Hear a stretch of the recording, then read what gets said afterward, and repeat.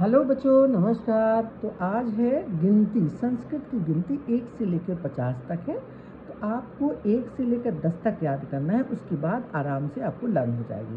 तो एका दो तीन को त्रया चत्वारा पंच षट छः को षट सात को सप्त आठ को अष्ट नौ को नौ और 10 को 10। इतनी याद कर लोगे तो बाकी की गिनती आपको याद करने में आसानी रहेगी।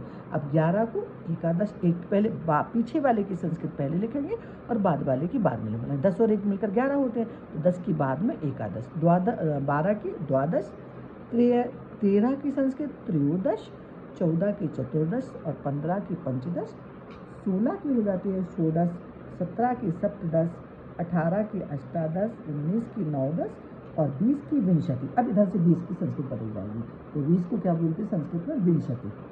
अब 21 को 20 और 1 मिलकर 21 होते हैं, तो पहले 1 की संस्कृत लिखेंगे एका विंशति। 22 की द्वाविंशति। विंशति आपको लगाना है आपको, और उसके पीछे आगे लिखना है द्वा, तीन, त्रयो, चतुर, 25 को पंच, 26 में षड, 27 में सप्त, 28 में अष्ट और 29 में नवविंशति। अब फिर 30 की संस्कृत बदल जाएगी त्रिंशत। ठीक है, अब 30 के बाद फिर वही हो जाएगा, 1 2 3 की पहले लगाओगे और त्रिंशत की बाद में। 31 एक त्रिंशत, 32 द्वात्रिंशत और आपके 33 में आएगा त्रैत्रिंशत, 34 में चतुर्त्रिंशत, 35 में पंचत्रिंशत, 36 में षट्त्रिंशत, 37 में सप्तत्रिंशत। इस तरह से आपको लर्न कर देंगे। और चत्वारंश से फिर 40 की संस्कृत बदल जाएगी चत्वारिंशत।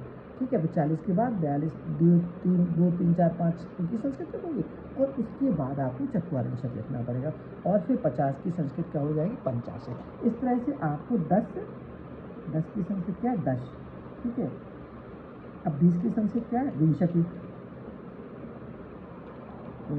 और 30 की संस्कृत क्या है? जैसे मैंने बताई थी आपको, 30 की संस्कृत त्रिंशत। ठीक है, त्रिंशत हो गया।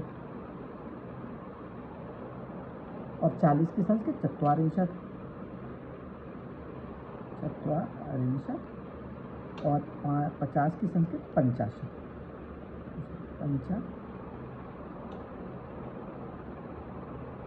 ये इतनी आपको याद कर लोगे, बाकी आपकी बनती जाएंगी। तो आप कोशिश करिए, लर्न करने की कोशिश करिए, फिर लर्न करके एक बार लिखने की 2-3 बार प्रैक्टिस करोगे तो आपकी गिनतियाँ, जो संस्कृत की गिनती है उसमें कम से कम होगी।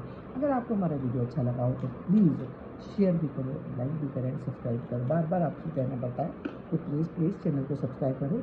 ऐसा नहीं है पढ़ाने में मेहनत कम लगती है, बहुत मेहनत से पढ़ाते हैं, तैयारी करके पढ़ाना पड़ता है जिससे आपको भी क्लियर हो जाए।